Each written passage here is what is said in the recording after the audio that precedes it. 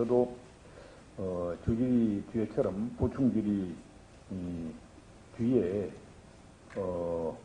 조금 미흡한 부분, 특히 오해를 불러일으킬 만한 그런 질의 답변과 관련해서 한두 가지만 말씀을 드리겠습니다. 우리 존경하는 정점식 위원께서 지적을 잘 했습니다마는 패스트 트랙 관련 국회 폭력 사태, 거기에서 위험한 물건인 빠루나 망치나 대망치나 이런 것들을 동원해서 국회 회의실 출입문을 부수고 한 것은 영상에 분명히 나와 있습니다. 민주당 당직자와 그리고 국회 경위라는 게 이미 밝혀졌고요. 그래서 그것을 한국당 의원들이 마치 그런 것처럼 전제하고 말씀하시는 것은 좀 잘못됐다라는 것은 이미 정현미 의원이 잘 주장을 했고요. 그리고 저도 한 가지 말씀드릴 것은 지금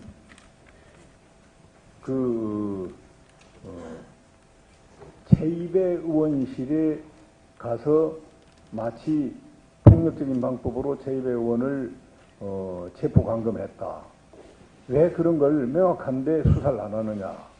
이렇게 이야기를 했어요. 그리고 그것은 이미 사보임이 이루어지기 전에 그런 일을 했는데 무슨 정당방위냐 또 정당 행위냐라는 그런 법 논리를 들이대느냐라고 이야기하는 걸 제가 아까 들었습니다. 저 깜짝 놀랐습니다. 예. 저희는 국회의장 그리고 당시 바른미래당 원내대표였던 김관영 의원 이 두 분이 국회법에 정면으로 배치되는 사보임을 허가를 했고 그래서 보임이 된 최이배 의원을 설득하러 간 것뿐이고요. 그리고 그것은 소위 위법행위의 결과를 막기 위해서 이렇게 국회가 돌아가서는 안 되겠다. 그리고 전국이 이렇게 가서는 안 되겠다라는 그런 우국충정의 마음으로 가서 최이배 의원을 설득하러 간 거지 가서 폭력 행사는 일체 없었다는 말씀을 드립니다. 그리고 저는 교통사고로 목 척추 1, 2, 3번이 분쇄골절되는 그런 후유증도 있고 누가 밀어버리면 아주 큰일이 날 수 있는 그런 몸 상태였기 때문에 몸싸움으로 간 것은 절대로 아니고 가서 싸우지도 않았습니다. 그리고 그날 몸싸움은 전혀 없었어요. 이런 걸 아셔야 되고요. 그리고 우리가 불법 사보임이 일어나지 않았다면 왜 최이배 의원실에 갔겠습니까? 그게 불법 사보임이냐 아니냐라는 것은 다툼의 여지가 있을 수 없어요. 국회법 48조 6항 보세요. 임시국회 회기 중에는 사보임을 금지하고 있습니다. 그리고 본인이 말하자면 위원 본인이 오신환 의원이죠. 위원 본인이 질병 기타 부득이한 사유로 국회의장의 허가를 받았을 때는 가능하다. 이렇게 되어 있습니다. 48조 6항이. 그런데 오신환 의원은 그 사보임을 자기가 강제로 사임당하는 것을 절대 반대했고 성명까지 발표를 했고요. 심지어 국회 패스트트랙 안건 결의에 헌법재판소에 권한쟁의 심판 청구까지 한 상태입니다. 그리고 효력정지 가처분 신청도 냈고요. 오신환 의원님이 그 당사자예요. 이런 불법적인 사보임을 강행한 것이 직권남용 아니냐. 이런 취지로 고발까지 다 되어 있습니다.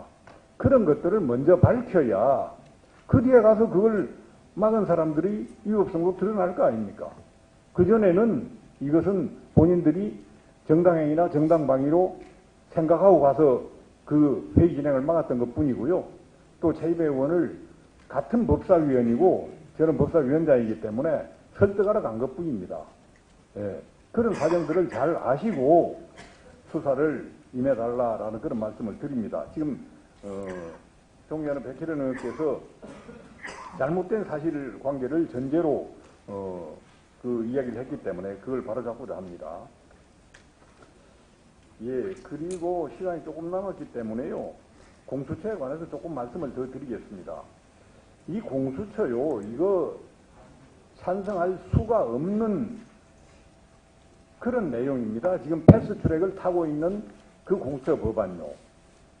이게 더구나 패스트트랙에 해부할 그런 법안도 아닌데 패스트트랙을 타고 있어서 일정 기간이 지나면 뭐 본회의 표결에 붙일 수밖에 없는 그런 상황에 놓여 있어요. 그런데 이 본회의 자동 상정된다는 그 시한에 관해서도 현재 국회의장은 10월 29일이라고 주장하고 있습니다. 일부 변호사한테 물어보니까 그렇더라. 이런 근거를 대면서 그럽니다. 그렇지만은 국회 사법개혁특별위원회라는 일종의 상임위원회에서 심의를 하다가 법사위의 체계작구 심사를 위해서 반드시 거치도록 되어 있는 법사위에 넘어온 것은 얼마 전이에요. 그래서 이것은 내년 1월 29일이 넘어야 본회의에 해부할 수 있다라는 그런 두 가지 의견들이 있습니다. 혹시 그 부분에 대해서 뭐 법률적 견해가 있으십니까? 제가 우리 남부지검을 통해서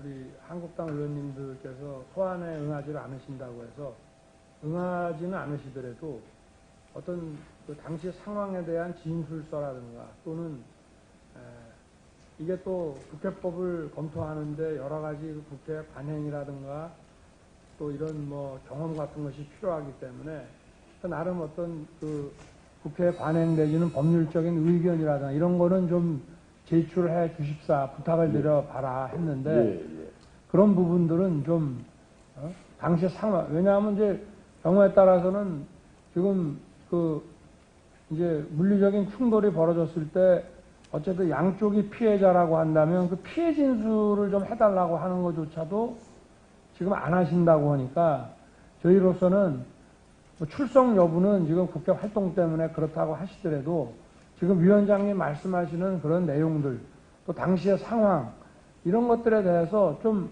의견서나 진술서 같이 좀 상세하게 당시에 그 현장에 계셨던 의원님들과 또 보좌관이나 이런 당직자분들께서 좀 내주시면은 저희들이 어쨌든 좀 사건을 좀 진상을 전체적으로 파악을 하고 공정하게 처리하는데 도움이 좀 될 것 같습니다. 예, 총장님 말씀 잘 하셨습니다. 지금 그 안에도 그런 준비를 하고 있고요.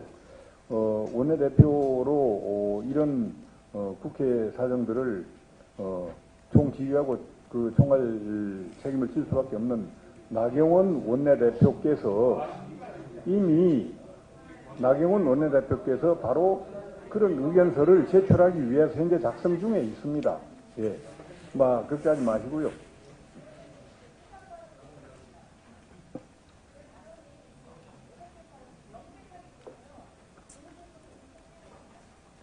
예, 지금 보충 질의자로 저희병이 백혜련 의원이 들어있기 때문에 보충 질의 때 질의하시죠. 아니, 국회의장 무시하시면서 위원장은 절대로 보장해달라는 게 말이 됩니까? 네? 위원들의 권위도 보장해 주셔야죠. 그렇게 단체로 나서지 마세요. 발언권도 없지 않고. 위원장, 국회의장서요? 국회에 앉았습니다. 그러니까 이해관계 있는 위원이 말씀하면 되는 것이지 왜 그렇게 여러분들이 단체로 나섭니까 도대체. 특히 표창원 의원 그리고 김종민 의원 경고합니다. 주의하세요. 뭐? 참내 정말 도대체 갑질을 못하겠네. 아이고 됐어요. 예. 그런 거를 당사자인 백혜련 의원이 달라고 하면 그걸 논의할 수도 있고 검토할 수도 있어요. 왜 그런데 여러분들이 나서세요. 여러분들이. 그러지 말라고요. 바른 거 넣지 않고. 응? 가만히 계세요. 가만히 계세요. 그래서 김용민 의원이나 표창원 의원의 행태를 말씀드리는 거예요.